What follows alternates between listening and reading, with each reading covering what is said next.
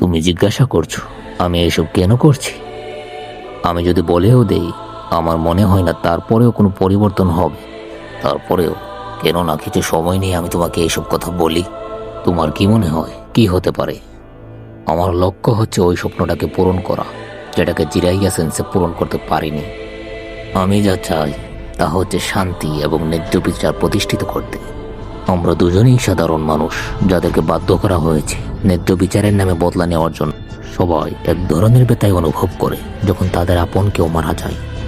তুমি তোমার ন্যায্যতার জন্য লড়াই করো, আমি আমার ন্যায্যতার জন্য লড়াই করতে থাকবো। আর যখন কেউ বদলাকে ন্যায্যতা বলে, তখন ওই ন্যায্যতা বদলাকে আরও হিংস্র করে তোলে।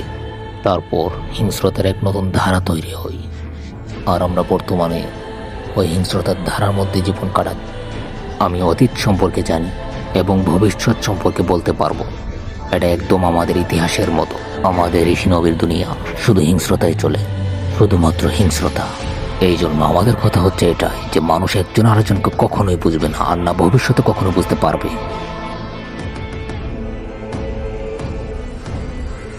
তাহলে নারুতো, তুমি এই হিংস্রতার সাথে কিভাবে লড়াই করবে শান্তি প্রতিষ্ঠা করার জন্য?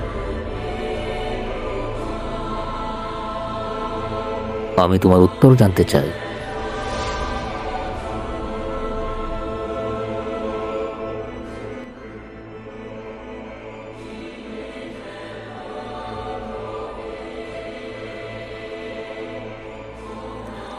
আমি জানি না, আমার কাছে কোনো জবাব নেই।